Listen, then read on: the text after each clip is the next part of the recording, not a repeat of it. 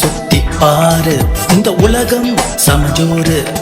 Darwin பகூரு, நீ புரிஞ்சா mark 100. Science test பாரு, பைபிள் சொல்றத கேளு. நம்ம படிச்சவர் இருக்காரு நம்பு, நம் வாழ்க்கைக்கு அது தெம்புடாடோய். பஞ்சவர்ண கிளியை பார்த்தாயா, அதன் நிறத்துக்கு காரணம் சொல்வாயா? பாம்பின் தோலைதான் உரிப்பாயா, சிலந்தி வாழையை தான் பின்னுவாயா? யானையின் துதிக்கையை உடைப்பாயா, பூனையின் மிசையை அறிவாயா? நாயின் மோகசத்தை உணர்வாயா, சிறுத்தையின் ஓட்டத்தை தான் ஓடுவாயா? தம்பி, இயற்கையாவே எல்லாம் தானா வந்துடுச்சுப்பா. நீ பார்த்த ஆமா பூ. குரங்கில் இருந்து மனிதன் வந்தான் என்பதை தான் நம்புவாயா? உன்னை சுத்தி பாரு, இந்த உலகம் சமஜோரு.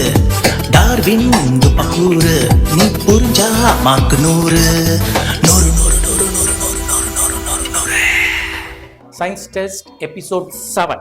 நீங்கள் பார்த்து கொண்டிருப்பது சயின்ஸ் டெஸ்ட் எபிசோட் 7. இந்த எபிசோட் 7 மூலமாக உங்களை சந்திக்கிறதுல எனக்கு ரொம்ப சந்தோஷமா இருக்கு. ரொம்ப ஃபாஸ்டா பேசினாதான் நீங்க நிறைய கேட்க முடியும். நீங்க நிறைய பேசினாதான் இப்படிலாம் பேசினா உங்களுக்கு யாருக்கும் புரியாதுன்னு தெரியும். அதனால ஸ்லோவா பேசுறேன். இருந்தாலும் என்னுடைய ரொம்ப நாளா பேசி தமிழ்ல ரொம்ப ஃபாஸ்டா பேசுறேன், நீங்கள் கொஞ்சம் ஸ்லோவா பேசுங்க அப்படின்னு நிறைய பேர் கமெண்ட்ஸ்ல சொல்லியிருக்கீங்க. என்னுடைய ஸ்லோவை நான் கொண்டு வர பார்க்குறேன். மேக்சிமம் நான் மெதுவாக பேச பார்க்குறேன். ஏன்னா நான் ஃபாஸ்ட்டாக பேசுறது சிலருக்கு விளங்காமல் இருக்கலாம். ஆனால் நீங்கள் யூடியூப்பில் திரும்ப நீங்கள் இந்த நிகழ்ச்சியை பார்த்தீங்கன்னா நான் என்ன சொல்ல வரேன் அப்படின்ற விஷயத்த நீங்கள் நிறைய புரிஞ்சிக்கலாம். ஸோ நம்ம பேச வேண்டியது நிறையா இருக்கிறதுனால ஃபாஸ்ட்டாக பேச வேண்டியதாக இருக்குது அப்படிலாம் இல்லை. ஸோ மெதுவாக கொஞ்சம் ஸ்லோ டவுன் பண்ணி பேசுகிறேன். இந்த நிகழ்ச்சியை குறித்து தானே உங்களுடைய கருத்துக்களை நீங்கள் பார்த்துக்கிட்டு இருக்கிற நம்பருக்கு வாய்ஸ் மெசேஜாகவோ இல்லாட்டி வீடியோ மெசேஜாகவோ நீங்கள் எங்களுக்கு சொல்லலாம். அப்படி சொல்லக்கூடிய மெசேஜஸை, அதில் தேர்ந்தெடுக்கக்கூடிய மெசேஜஸை நாங்கள் டிவியில் போடுவோம். அது உங்களுக்கு பிரயோஜனமாக இருக்கும், எங்களுக்கும் ரொம்ப பிரயோஜனமாக இருக்கும். நீங்கள் கொடுக்குற ஒவ்வொரு கமெண்ட்ஸும் ஃபீட்பேக்ஸும் எங்களுக்கு ரொம்ப உற்சாகத்தை தருது. இது மாதிரியான ஒரு சூப்பரான நிகழ்ச்சியை நிறைய சீசன்ஸ் நடத்தணும்னு நாங்கள் எதிர்பார்க்கிறோம். இது சீசன் 1 எபிசோட் 7 சயின்ஸ் டெஸ்ட். இந்த சயின்ஸ் டெஸ்ட் நிகழ்ச்சி எபிசோட் 7 மூலமாக சந்திக்கிறதுல எனக்கு ரொம்ப சந்தோஷம். போன வாரம் இந்த டால்வின் வந்தார், பேசிகிட்டே இருந்தோம். நிறைய குரங்கு கதைலாம் பேசிகிட்டு இருந்தோம். டக்குன்னு டைம் ஆகிடுச்சு. ஏன்னா அதை பற்றி முதலாக நிறைய விஷயங்கள் நம்ம பேசுனதுனால டக்குன்னு டைம் போனதுனால இன்னைக்கு கொஞ்சம் சீக்கிரமாக அவரை கூப்பிட்டு வந்து சீக்கிரமாக அவரை அனுப்பிடலாம். ஏன்னா அவர் சொல்ல வேண்டிய காரியங்கள் கொஞ்சம் இருக்குது, அதை கேட்டுட்டு அனுப்பிச்சிடலாம் அப்படின்னு நான் யோசிக்கிறேன். அதற்கு முன்பாக ஒரு குட்டி கதை என்னன்னா, ஒரு மனுஷன் என்ன பண்ணா, காரில் ஒரு பெரிய பணக்கார மனுஷன் காரில் ஃபாஸ்ட்டாக போயிட்டு இருந்தான். அப்போது அங்கே தூரத்தில் பார்க்குறான் ஒரு மூணு பேர், நல்லா 3 பேர் என்ன பண்ணிட்டு இருந்தாங்க, அந்த வயலில் இருக்கக்கூடிய காஞ்சி போன புட்கள், அந்த காஞ்சி போன அது எரிச்சு போடணும். இதெல்லாம் எரிச்சு போடக்கூடிய நிலையில் இருக்கக்கூடிய அந்த காஞ்சி போன புற்களை சாப்பிட்டுட்டு இருந்தாங்க. அதை பார்த்தது மனசு வேதனை ஆயிடுச்சு அந்த பணக்கார மனுஷனுக்கு. பார்க்குறான், வண்டி அது நிறுத்துங்க, அங்கே போய் பார்க்கலாம் அப்படின்னு சொல்லிட்டு நிறுத்த வைக்கிறான் வண்டியை.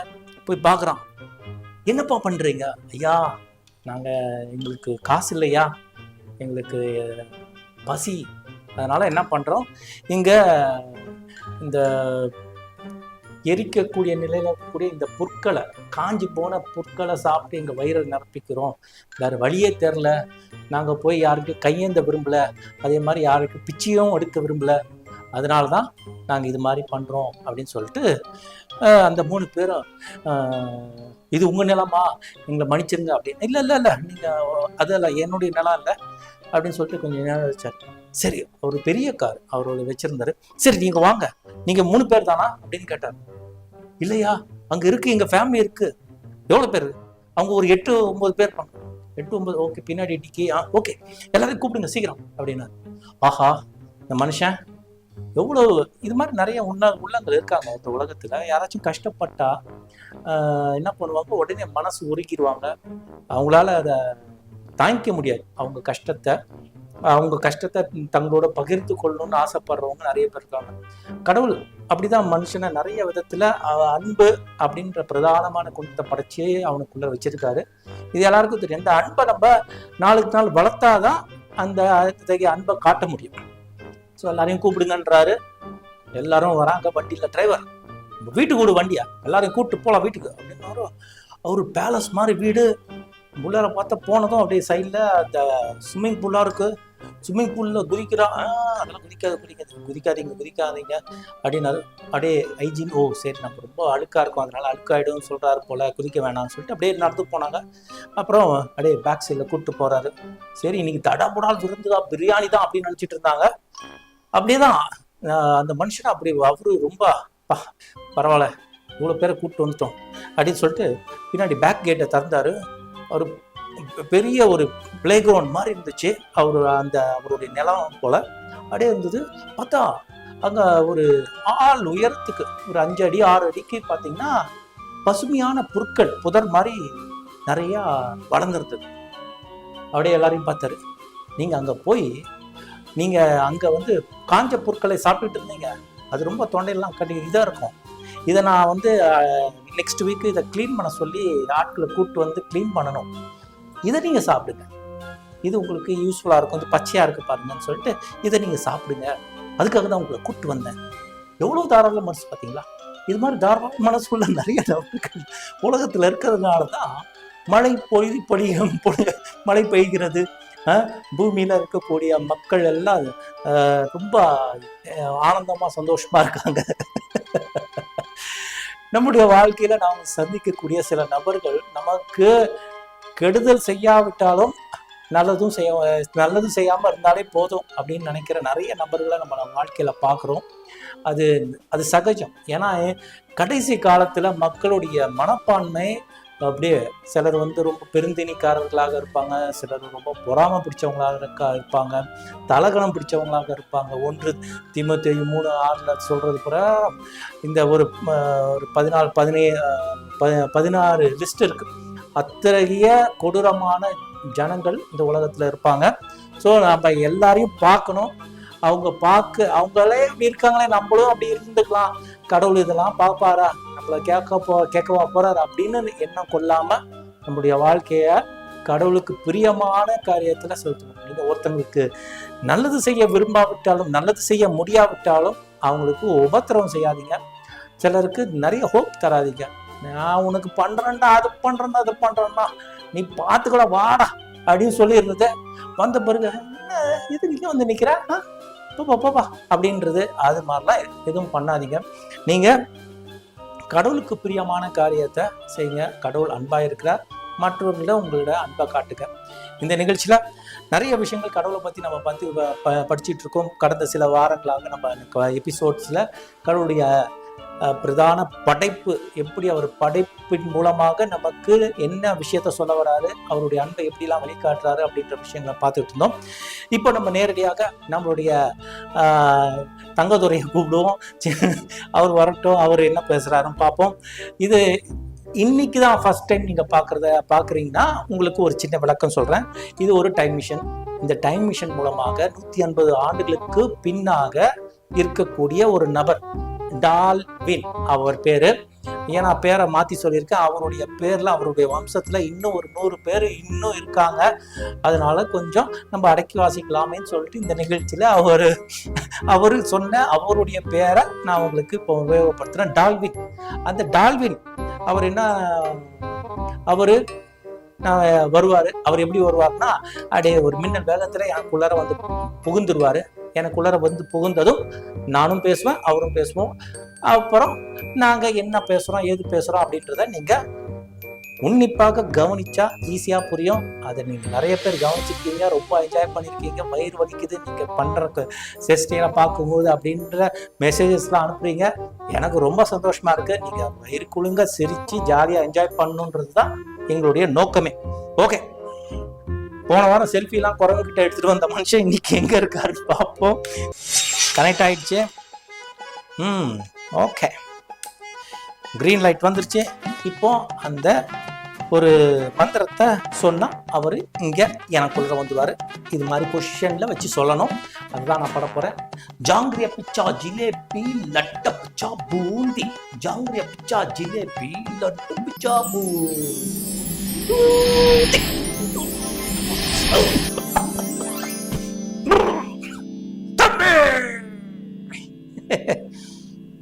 என்ன சார் வந்துட்டீங்களா?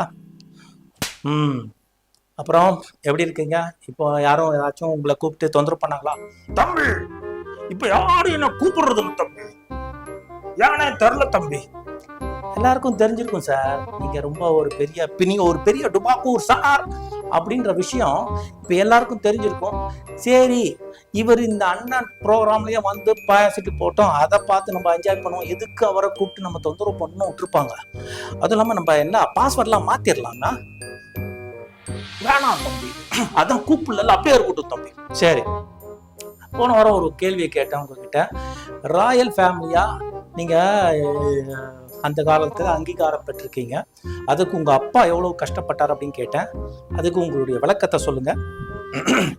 ஓகே, நேரடியாவே கேள்விக்கு வந்துட்டியா தம்பி? ரொம்ப சந்தோஷம் தம்பி.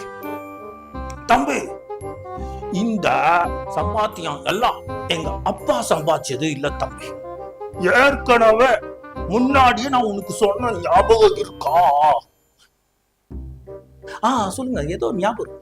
ஆமா தம்பி, எங்க முப்பாட்டனுங்க இந்தியால வந்து கல்லு உடைச்சாங்க. அந்த கல்லு உடைக்கும் போது ஒரு பெரிய பாறாங்கல்லை எடுத்துட்டு வந்து எங்களுடைய நாட்டுல வந்து கொடுத்தாங்க. அதை வச்சுதான் எங்க நாடு பெரிய வல்லரசாட்சின்னு சொன்ன ஞாபகம் இருக்கா? ஆமா, அந்த பெரிய பாறாங்கல்லு கோமேதகம், வைடூரியம், ரத்தினம், பவளம், வைரம் கலந்த ஒரு பெரிய பாறாங்கல் அதானே? ஆமா தம்பி, அந்த பெரிய பாறாங்கல்ல நாங்க ராவா எடுத்துட்டு வந்து எங்க தாத்தா வந்து எங்க முப்பாட்டன் வந்து கவர்மெண்ட்டுக்கு கொடுத்தாரு. அதை வாங்கிட்டு அதை வச்சு பெரிய வல்லரசு ஆச்சுல, அதுக்கு எங்க தாத்தாக்கு நீ ராவா எடுத்துட்டு வந்து கொடுத்ததுனால உங்க ஃபேமிலி இன்னில இருந்து ரா ஃபேமிலி ஆயிடும் அப்படின்னு சொல்லிட்டு ஒரு பெரிய கௌரவத்தை கொடுத்தாங்க தம்பி. ஓ, சர் பட்டம் மாதிரி இது ரா பட்டமா? ஆமா தம்பி, ரா ரா வந்து அந்த காலத்துல பெரிய பட்டம் தம்பி. ரால பாபிலோன்ல பாத்தீங்கன்னா ரான்னு ஒரு பெரிய கடவுளே இருக்கு தம்பி, சூரிய கடவுள். அந்த தகுதியை எங்களுக்கு கொடுத்துட்டாங்க தம்பி. பரவாயில்லையா? நிறைய ஹிஸ்டரி சேனல்லாம் பார்ப்பீங்க போல இருக்கியா? சரி சரி தம்பி, இந்த ரா பட்டத்தை வாங்கிட்டு எங்க தாத்தா என்னடா வெறும் ரா பட்டம் மட்டும் இருக்கே, வேற ஏதாச்சும் கொடுத்தா நல்லா இருக்குமே, இவ்வளவு பெரிய பெரிய இது பொக்கிஷத்தை கொடுத்துட்டோமே தேவையில்லாம இந்த படுவாவி பசங்களுக்கு இந்த கவர்மெண்ட்டுக்கு அப்படின்னு யோசிச்சுக்கிட்டே இருந்தாரு தம்பி. அப்போ பார்த்து எங்க நாட்டுல ஒரு புதுசா ஒரு கார் கம்பெனிக்காரன் கவர்மெண்ட் கிட்ட டீல் பேச போனான் தம்பி. Car company? ஆமா தம்பி, கார் கம்பெனி. அந்த கார் கம்பெனி பேர் கூட ரோல்ஸ் தம்பி. ஓ, ரோல்ஸ் தம்பியா? ஓகே, ரோல்ஸ்னு ஒரு கார் கம்பெனிக்காரன் இந்த கவர்மெண்ட் கிட்ட போய், ஐயா நாங்க ஒரு பெரிய ரோல்ஸ் அப்படின்ற கார் கம்பெனி ஆரம்பிக்க போறோம், அதுக்கு நீங்க தான் முழு ஒத்துழைப்பு தரணும், நாங்க கவனிச்சுக்கிறோம் சொன்னான் தம்பி. ஆனா கவர்மெண்ட் டைரக்டா டீல் பண்ணா அப்புறம் மற்றவங்களுக்கு நிறைய பேருக்கு கமிஷன் போயிடுமேன்னு சொல்லிட்டு எங்க தாத்தாவை கூப்பிட்டு, நீ ரொம்ப உத்தமா இருக்க, உனக்கு கட்சி பெரிய பொருளை கூட இங்க வந்து கொடுத்துட்ட. அதனால நீ இந்த ரோல்ஸ் ராயல்ஸ் கம்பெனி கூட நீ பக்கம் நீ டீல் வச்சுக்கோ. நீ அந்த காசை வாங்கி கவர்மெண்ட்டுக்கு எங்களுக்கு அப்பப்போ கொடுத்துரு அப்படின்னு சொல்லிட்டாங்க தம்பி.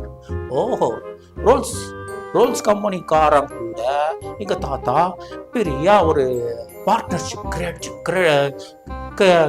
தம்பி. எங்க தாத்தா தான் பெரிய தில்லாலங்குழியாச்சா. சரி, ராயல்ஸ் கம்பெனியில நம்மளுக்கு பார்ட்னர்ஷிப் மட்டும் போதாதே, நம்மளுக்கு பெரிய லெவலா வேணுமே அப்படின்னு சொல்லிட்டு அப்படியே போனாரா. அவங்க வீட்டுல போயிட்டு அடிக்கடி பேசினே வருவாரு. பார்த்தா அவங்க பொண்ணு எங்க தாத்தா என்ன என்ன எங்க தாத்தா கல்யாணம் பண்ணிக்கிறேன்னு ஒத்துக்கிட்டாரு தம்பி. சரிப்பா, நல்லதா போச்சு. எங்க தாத்தா வந்து எங்க அந்த பொண்ணை கல்யாணம் பண்ணதுனால ரோல்ஸ் ஃபேமிலியும் ரா ஃபேமிலியும் ஒன்னா சேர்ந்துருச்சு தம்பி. அதனால நாங்க எங்க போனாலும் ரோல்ஸ் ஃபேமிலி ரா ஃபேமிலி வருது, ரோல்ஸ் ஃபேமிலி வருது, இது எங்க தாத்தாக்கு ரொம்ப பிடிக்கல. நம்ம தான் 2 பேரும் ஒரே குடும்பம் ஆயிட்டோமே, பின் எதுக்கு ரோல்ஸ் தனியா ரா தனியா ரெண்டு சேர்த்து கொலாபரேட் பண்ணி ஒரு புதிய ஃபேமிலியா கிரியேட் பண்ணுவோம் அப்படின்னு சொல்லிட்டு கவர்மெண்ட் கிட்ட மனு போட்டார் தம்பி. அவங்களும் கலந்து ஆலோசிச்சு சரி ராயல் அப்படின்னு ஒரு புது பேரை வச்சிடலாம், இனிமேல் உங்களுடைய ஃபேமிலி ராயல் ஃபேமிலி அப்படின்னு சொல்லிட்டு ஒரு புது பேரை கொடுத்துட்டாங்க தம்பி. சூப்பர் தம்பி. அதனாலதான் எங்க குடும்பத்துல இருந்துதான் ராயல் அப்படின்ற அந்த ஃபேமிலி பேரு இந்த உலகத்துக்கே இன்ட்ரடியூஸ் ஆச்சு தம்பி. Super sir. ராயல் அப்படின்றது உங்க குடும்பத்துல இருந்து வந்திருக்கு.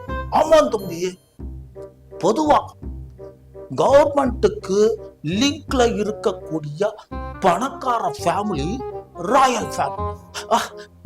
சரி, இப்படி இவ்வளவு பெரிய பெரிய கூட்ட போறோம். ஆமா தம்பி, அப்பத்துல இருந்து 1809ல இருந்தே அதான் தம்பி. ராயல் ஃபேமிலினா கவர்மெண்டோட லிங்க்ல இருக்கக்கூடிய நபரு பணக்காரனா இருந்தா ராயல் ஃபேமிலி.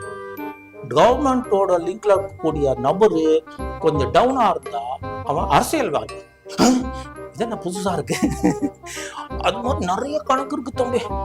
அப்படிதான் வந்து ராயல்.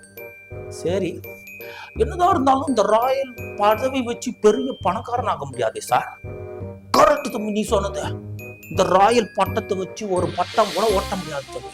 அதனால எங்க தாத்தா என்ன பண்ணாரு, கல்யாணத்தப்பா ஐயா நான் உங்க பொண்ணை கல்யாணம் பண்றேன், ஏதோ என்னால முடிஞ்ச அளவு வாழ்க்கை கொடுக்குறேன், அதனால உங்களால முடிஞ்ச அளவு ஒரு 30-40 காரை எங்களுக்கு கொடுத்துருங்க அப்படின்னு சொன்னாரு தம்பி. சரி, இவர் கேட்கறது நியாயம் தானே அப்படின்னு சொல்லிட்டு அந்த ரோல்ஸ் கம்பெனிக்காரங்க இவன் எங்க அப்பா தாத்தாக்கு கார் கொடுத்துட்டாங்க தம்பி. காரை மட்டும் கொடுக்க கூடாது, எங்க பேரும் அதுல வரணும் அப்படின்னு சொல்லிட்டு சரி ரோல்ஸ் கம்பெனியா ரோல்ஸ் ராய்ஸ் அப்படின்னு பேரை மாத்திட்டோம் தம்பி. அதுல இருந்துதான் ரோல்ஸ் ராய்ஸ் அப்படின்ற கம்பெனி வந்துச்சு தம்பி. இப்ப கூட அது இருக்குன்னு கேள்விப்பட்டேன் தம்பி. ஆமா இருக்கு சார். ஆமா, அது அப்போதுல இருந்தே இருக்கு தம்பி. 1908ல இருந்தே வந்துருச்சு தம்பி அந்த Rolls Royce company. Okay super sir. நிறைய அப்டேட் கொடுக்குறீங்க, ரொம்ப சந்தோஷம். அப்புறம் என்னாச்சு, இந்த ரோல்ஸ் ராய் கம்பெனி 40 இது வச்சு எங்களுடைய தாத்தா வந்து பெரிய பிசினஸ் மாதிரி அப்படியே கால் டாக்ஸி மாதிரி ஓட்ட ஆரம்பிச்சிட்டாரு தம்பி. அதுல என்னன்னா கவர்மெண்டோட இது எடுத்துட்டாரு தம்பி. கவர்மெண்டோட சிபாரிசு இருக்கிறதுனால கவர்மெண்ட் ஆர்டர்ஸ் எல்லாமே எங்க தாத்தா தான் தம்பி. யாரு மினிஸ்டர் யார் என்ன போனாலும் அதை வச்சு இந்த காரை தான் யூஸ் பண்ணுவாங்க தம்பி. நல்லா காசு தம்பி. ஆனா எங்க தாத்தா செத்த போதுதான் அப்படியே லாட்ரி மாதிரி காசு தம்பி. என்ன சார், போன வாட்டி இந்த ஜூடி உங்க நாய் சாகும்போது பெரிய வீடு கட்டினீங்க, குளம் வச்சு அந்த ஸ்விம்மிங் பூல் வச்சு எல்லாம் வீடு கட்டினீங்கன்னு சொன்னீங்க. இப்போ உங்க தாத்தா சாகும்போது லாட்ரி ஜாக்பாட்டுன்றீங்க. ஆமா தம்பி, யாராச்சும் எங்க ஊர்ல செத்து போனா இது மாதிரி கர்மாதி ஆனா பெரிய ஜாக்பாட் அடிக்குது தம்பி. நாய்க்கே அடிக்கும் போது எங்க தாத்தாக்கு அடிக்காதா? என்ன சார் சொல்றீங்க? ஒண்ணு புரியலையா தம்பி? கவர்மெண்ட் ஆர்டர்ல இருந்து ஒரு பெரிய ஆர்டர் தம்பி. ஒரு 40 பேரை ஊருக்கு வெளியே போய் தூக்கு தண்டனை கைதிங்க தம்பி. ரொம்ப தப்பு பண்ண பசங்க அவங்க எல்லாரையும் கூப்பிட்டு போய் ஊருக்கு வெளியே போய் தூக்கு போடணும். அதுக்கு எங்க தாத்தா கான்ட்ராக்ட் எடுத்தாரு தம்பி. சரி மற்ற பசங்கள விட்டா அது கான்ட்ராக்ட் வேஸ்ட் ஆயிடும், நம்மளே போலாம்னு சொல்லிட்டு எங்க தாத்தா பஸ் ஓட்டினார் தம்பி. பஸ் ஓட்டும் போது 40 பேர் கத்தினே இருக்காங்க. டேய் ஏன்டா ஓட்டுறா, நிறுத்துறா நிறுத்துறா நிறுத்துறா. எங்க தாத்தா கேட்கவே இல்லையா. அந்த 40 பேரும் அப்படியே அகோல மரணம் அடிச்சாங்க தம்பி. ஆனா எங்க தாத்தா பீஸ்ஃபுல்லா செத்தாரு தம்பி. புரியல சார் என்ன சொல்ல வரீங்க? தாத்தா எங்க தாத்தா வண்டி ஓட்டிட்டு போறாரு தம்பி. இந்த 40 பேர் ஓட்டாதரா நிறுத்துறா நிறுத்துறா கத்தின்னு இருந்தாங்க தம்பி. ஆனாலும் எங்க தாத்தா ஓட்டிட்டே போனாரு தம்பி. எங்க தாத்தா பீஸ்ஃபுல்லா செத்தாரு தம்பி. ஆனா இந்த 40 பேரு அப்படியே கதறி கூப்பாலம் போட்டு செத்தாங்க தம்பி. என்ன சார் அதைதான் சொல்றீங்க? தம்பி எங்க தாத்தா வண்டி ஓட்டும் போது தூங்கிட்டாரு தம்பி. அவரு எழுப்புறதுக்கு இந்த 40 பேர் கத்துனாங்க, கேட்கல. மலையில இருந்து ஊருக்கு செத்து போயிட்டாங்க தம்பி. இவ்வளவுதான் சிம்பிள். அது 40 பேரையும் எங்கேயோ போய் கொண்டு சாவடிக்கிறதுக்கு பதிலாக இங்கேயே சாவடிச்சுட்டான்னு சொல்லிட்டு எங்க தாத்தாக்கு பதக்கம் பதவி பீரங்கி அணுகுண்டெல்லாம் வச்சு பெரிய ராஜ மரியாதை பண்ணாங்க தம்பி. ஐயா நீங்க இங்க இருக்க வேண்டிய ஆளே இல்லை ஐயா. எவ்வளவு பெரிய காரியத்தை உங்க தாத்தா பண்ணிருக்கு தம்பி. அதுல இருந்து எங்க ராயல் ஃபேமிலி யாரு செத்தாலும் பீரங்கில குண்டு வைப்பாங்க தம்பி. அவ்வளவு பெரிய ராஜ மரியாதை. அப்ப உங்களுக்கு வச்சாங்களா? தெரியல தம்பி. நான் கண்ணை மூடி நம்புறதுதான் அதான் பீரங்கிலாம் வெடிப்பாங்கன்னு சொன்னாங்களா? நான் கண்ணை மூடி பார்த்தேன், காது கேட்கல தம்பி. எனக்கு வச்சாங்களான்னு தெரியல, போய் கேட்கணும் தம்பி. வச்சிருப்பாங்க சார், உங்களுக்கு வைக்காமையா? கண்டிப்பா வச்சிருப்பாங்க. சரி இன்னொன்னு தம்பி, போன வாரம் நான் வந்து பேசும்போது இந்த குரங்கு பத்தி நான் செல்ஃபி எடுத்தேன்னு சொன்னேன். நிறைய பேர் கிண்டல் பண்ணிட்டாங்க தம்பி. குரங்குனா உங்களுக்கு கேவலமா போயிடுச்சா? என்னது அப்படி பேசுறீங்க? இவ்வளவு சிரிக்கிறீங்களா? உங்களுக்கு ஒண்ணு தெரியுமா? குரங்குல இருந்து மனுஷன் வந்தா நான் சொல்றேனே, அந்த நம்ப மாட்டேன். இந்த பையன் ஏதோ சொல்றான் அதை கேட்டுன்னு இருக்கீங்களா? இப்ப சொல்றேன் பாருங்க, சிம்பான்சி அதோட டிஎன்ஏ மனுஷனோட டிஎன்ஏ எவ்வளவு ஒத்து போகுது தெரியுமா? 98%, 98% ஒத்து போதும். அதே மாதிரி கொரில்லாவோட டிஎன்ஏ மனுஷனோட டிஎன்ஏ 98% ஒத்து போகுது. நீ கூகுள் பண்ணி பாரு தம்பி, அதேதான் காட்டும். இப்ப தெரியுதா? இப்ப எங்க போவீங்க சொல்லு. என்ன தம்பி நீனு என்கிட்ட வந்து நான் செல்ஃபி எடுத்த அன்னைக்கு உண்மை தம்பி அது வந்துச்சுங்க. குரங்குங்க சுத்தி வந்து அதுங்களுடைய இனத்துல நான் வந்து ஒரு பெரிய ஒரு மாற்றத்தை கொண்டு வந்தேன்னு சொல்லிட்டு அதுவும் ஒரு பெரிய குதூகலம் அடைஞ்சிருச்சுங்க. வந்து செல்ஃபி எடுத்துச்சுங்க. அத போய் பெருசா பேசிட்டீங்களே இல்லையா? எனக்கு எவ்வளவு மனசு உழைக்கும். நானும் மனுஷன் தானே. விதை நான் போட்டது தம்பி. இதெல்லாம் சொன்னா நீங்க காட்சிக்க மாட்டீங்கன்னு தான் சொன்ன தம்பி. நீங்க இதுக்கு ஒரு பதில் சொல்லுங்க. நீங்க தான் பெரிய கிறிஸ்தாவாச்சே, சொல்லுங்க. ஓகே, ரொம்ப நியாயமா பேசுறாருன்னு நினைக்கிறேன். டிஎன்ஏ 98%. ஆமா நானும் பாக்குறேன். பொனோபோ அப்படின்ற அந்த குரங்கு கூட 98.7% மனுஷனுடைய டிஎன்ஏயோட ஒத்து போயிட்டு இருக்கு. இதெல்லாம் பார்க்கும்போது அவர் சொல்றது ஓகே. இந்த நிகழ்ச்சியில இவ்வளவு வருத்தகரமான ஒரு சம்பவம் நடக்கும் நான் நினைச்சு பார்க்கல. மனசை தேத்திக்கிட்டு இவர் சொல்றத நம்பி அப்படியே இந்த நிகழ்ச்சியை முடிச்சிடலாமான்னு யோசிக்கிறேன். ஆனா என் மனசு கேட்கல. போயா டுபக்கூர் சார், நான் பேசுறேன் சார். அதை பத்தி நான் விழாவாரியா பேசுறேன். நீங்க சொன்னது எல்லாம் 100% உண்மை, 98% இருக்கு அப்படின்னு சொல்லிட்டு சொல்லியிருக்காங்க. அதை பத்தி நம்ம பேச போறோம். டியாக்சிரிபோனோக்ளிக் அப்படின்னா என்ன தெரியுமா? டியாக்சிரிபோனோக்ளிக் என்ன தம்பி? அப்படி என்ன சொல்ல வரோம்? நீங்க சொன்னீங்களா டிஎன்ஏ, அதோடைய ஃபுல் ஃபார்ம் தான் டியாக்சிரிபோனோக்ளிக் அப்படின்னு நான் சொல்றேன். அந்த டியாக்சிரிபோனோக்ளிக் எதை வச்சு எதன் அடிப்படையில எப்படியெல்லாம் கண்டுபிடிக்கிறாங்க, என்ன பண்ணிட்டு இருக்காங்க, அதோட முழு விவரம் உங்களுக்கு அடுத்த வாரத்துல ஒரு பெரிய லிஸ்டா நான் போட்டு வந்து காட்டுறேன். அப்புறமேட்டு இவர் என்ன சொல்றாரு எது சொல்றாரு பார்ப்போம். தம்பி இவ்வளவு சொல்லு தம்பி. சார் நீங்க இவ்வளவு சீரியஸா வந்து பேசிட்டு போயிருக்கீங்க, மக்கள்லாம் அப்படியே ஐயோ என்ன சொல்ல போறாரு இந்த தம்பி அப்படின்னு சொல்லிட்டு வெயிட் பண்ணிட்டு இருக்காங்க. அடுத்த வாரத்துல இத பத்தி தெளிவா பேசுவோம். No problem. இதை நாங்க டீல் பண்றதுல எனக்கு ரொம்ப சந்தோஷம். இதை பத்தி ஏற்கனவே நான் நிறைய படிச்சுட்டு வந்திருக்கேன். அதுவும் இல்லாம பைபிள்ல இதை பத்தி நிறைய விஷயங்கள் சொல்லியிருக்கு. ஸோ எதனால இது டிஎன்ஏலாம் ஒத்து போகுது அப்படின்ற விஷயங்கள் நம்ம அடுத்த வாரம் கலந்தாலோசிப்போம். சார் நீங்க இப்போ போயிட்டு வாங்க. ரொம்ப சந்தோஷம் உங்க கூட பேசுனதுல. உங்களுடைய ராயல் ஃபேமிலியோடைய விளக்கங்கள் ரொம்ப சூப்பரா இருந்துச்சு. உங்க தாத்தாவுடைய மரணம் சூப்பர். ரொம்ப சந்தோஷம் உங்களை இந்த நிகழ்ச்சியில சந்திச்சதுல. போயிட்டு வாங்க சார், எங்களுடைய டால்பின் சார். தம்பி நான் இப்ப போயிட்டு திரும்ப வரேன் தம்பி. அப்புறம் நம்மள மீட் பண்ணி பேசுவோம். இந்த குரங்குல இருந்து மனுஷன் வந்தான் அப்படின்ற டயலாக்க நான் சொன்னது தப்புன்னு நீ நிரூபிக்கிறதுக்கு இன்னும் உனக்கு ஒரு வாரம் டைம் கொடுத்துருக்க தம்பி. பார்த்துக்கோ. கண்டிப்பா சார் பார்க்கலாம். பாய் தம்பி. ஓகே, இந்த நிகழ்ச்சியில ரொம்ப நேரம் அவருடன் பேசணும், நிறைய விஷயங்கள் கலந்துக்கிட்டோம். இன்னைக்கு நிறைய சுவாரஸ்யமான விஷயங்கள் கலந்துக்கிட்டோம். நான் இன்னைக்கு இன்னொரு கிரீச்சரை பற்றி பேசலாம்னு, டால்ஃபினை பற்றி லாஸ்ட் வீக்கை கூட பேசணும். டால்ஃபினை பற்றி சில விஷயங்கள், இன்னும் அதிகமான விஷயங்கள் பேசலாம்னு நினச்சேன். இதை பற்றி நான் திரும்ப அடுத்த வாரத்தில் உங்ககிட்ட பேசுகிறேன். இந்த நிகழ்ச்சி உங்களுக்கு பிரயோஜனமாக இருந்தால் நீங்கள் பார்த்துக்கிட்டு இருக்கிற நம்பருக்கு எங்களுக்கு வாட்ஸ்அப் பண்ணுங்கள். உங்களுடைய மெசேஜ் வாட்ஸ்அப் மெசேஜாகவும் இருக்கலாம், இல்லை என்றால் உங்களுடைய மெசேஜ் வீடியோ மெசேஜாவோ ஆடியோ மெசேஜாவோ எதுவாக இருக்குமானாலும் தெளிவாக வீடியோனா தெளிவாக எடுத்து அனுப்புங்க. ரொம்ப ஷேக் பண்ணாதீங்க, நல்லா லைட் வெளிச்சத்தில் எடுத்து அனுப்புங்க. அப்போ தான் டிவியில் போகிறதுக்கு ஏதுவாக இருக்கும்.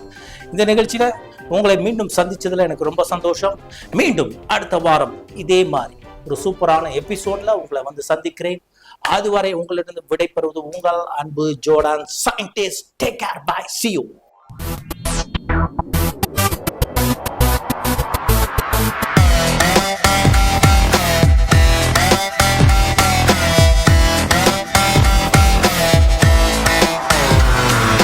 உன்னை சுத்தி பாரு, இந்த உலகம் சமஜோறு. டார்வின் பகூரு, நீ புரிஞ்சா மார்க்கு 100. சயின்ஸ் டெஸ்ட் பாரு, பைபிள் சொல்றத கேளு. நம்ம படிச்சவர் இருக்காரு நம்பு, நம் வாழ்க்கைக்கு அது தெம்புடாடோய். பஞ்சவர்ண கிளியை பார்த்தாயா, அதன் நிறத்துக்கு காரணம் சொல்வாயா? பாம்பின் தோலைதான் உரிப்பாயா, சிலந்தி வாழையை தான் பின்னுவாயா? யானையின் துதிக்கையை உடைப்பாயா, பூனையின் இசையை அறிவாயா? நாயின் மோஷத்தை உணர்வாயா, சிறுத்தையின் ஓட்டத்தை தான் ஓடுவாயா?